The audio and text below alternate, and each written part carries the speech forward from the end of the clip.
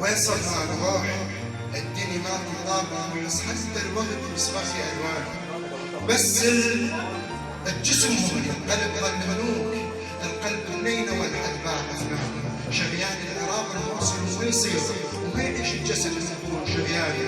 الكلام ما مليح العن كبير كون لا تهتمي الله. الكلام ما مليح العن كبير كون لا تهتمي بيه وكلمه وشان.